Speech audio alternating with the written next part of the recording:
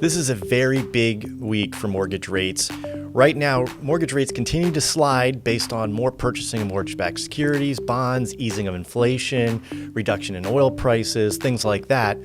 And there's a very important event that's happening this week, and the outcome of that event will shift markets one way or another, possibly stay the same. I guess that's always your options.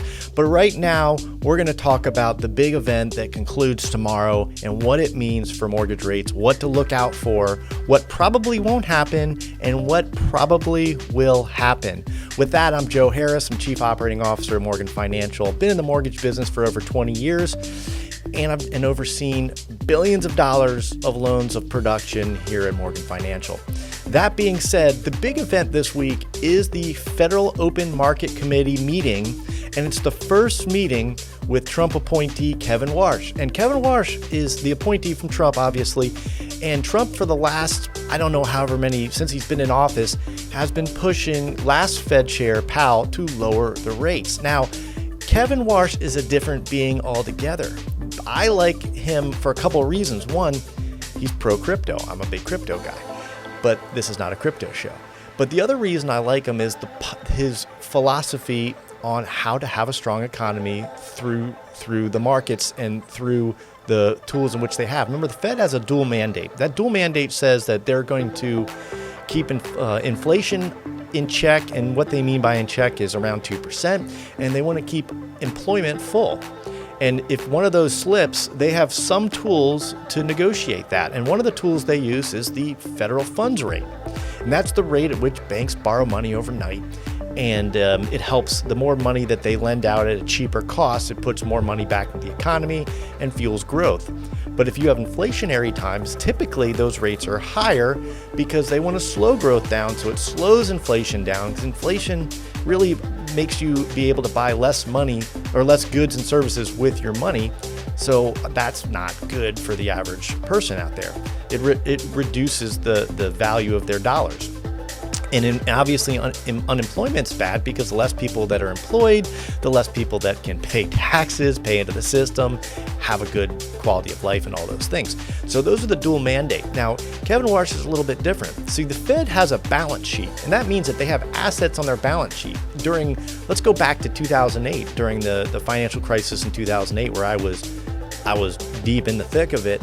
And, one of the tools they used was called quantitative easing, and that's the purchase of mortgage-backed securities and treasuries, more long-term debt. And what this did is it put more liquidity into the market. So not only did they drop rates down to like zero, but they also started buying mortgage-backed securities and treasuries. And when you buy something, it raises the price. Now, it also effectively lowers the yield or the interest rate. So that's what kept rates low during the 2008 to 2009, 10, 11, 12. And we've pretty much seen low rates all the way through COVID, with COVID being the pinnacle of low rates, in the 2s and 3s on 30-year fixed rate loans. The tool that quantitative easing does is it provides liquidity to the markets. The problem is that the Fed's balance sheet got up to like $9 or $10 trillion. So let's just say there's a $9 trillion balance sheet. Well, that balance sheet doesn't leave a lot of room for catastrophic issues should there something happen like that. So Kevin Warsh wants to lower that balance sheet. Now, typically that sounds bad, because if you lower that balance sheet, that means that you're selling mortgage-backed securities and you're selling treasuries. And the problem is that there's not a ton of buyers. So then the price of it keeps going down and down and down and down and down, which makes the interest rates go up, which is bad for growth. It's bad for the average American because their borrowing costs go up. So his philosophy is, right now, there's a thing that the banks aren't allowed to buy a lot of the treasuries, and they have a huge appetite for it. And so in under COVID, they released that SLR requirement so that they didn't have to buy, or they were allowed to buy more treasuries, and they ran to buy them. And what that did was it drove costs up and rates down. And then after, I think it was the end of 2021, they went back to the older SLR requirements, and banks had to, couldn't buy as much of those items. So what Kevin Warsh wants to do is make those, temporary reliefs permanent and allow the banks to buy more treasuries and things like that. So the runoff from the balance sheet from the Fed would go from the Fed to the banks, and the banks would effectively prop back up our bond market. And then you would see foreign investment come back into the bond market and help prop it up and lower interest rates that way, versus selling off, buying more and putting more on the Fed's balance sheet. It effectively is quantitative easing. It's just transferring who's due at the Fed versus, banks. So that being said, the other thing is interest rates. Well, I doubt that in his first meeting that they're going to lower interest rates, because there's still concerns of inflation. Even though oil prices are dipping, we're at $72 a barrel Brent crude by the time I made this video on, what is today, June 16th, around 9 a.m. And so you have the oil is coming down and it looks promising, but it's all based on a signing of this Iran peace deal, which is supposedly going to happen Friday.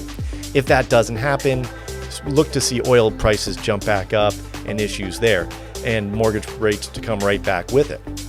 So tomorrow's meeting at the Fed, here's what I would watch out for. The language, because it's pretty much baked in that there's not going to be a rate increase or a rate decrease. Rates are probably going to stay the same. I would be very, very surprised if the rates were lowered or raised when tomorrow's FOMC meeting results come out at about 2 p.m. Eastern Standard Time. And so if with that, the first thing you want to look for is the rate change. Obviously, I don't expect to see one, but watch for that.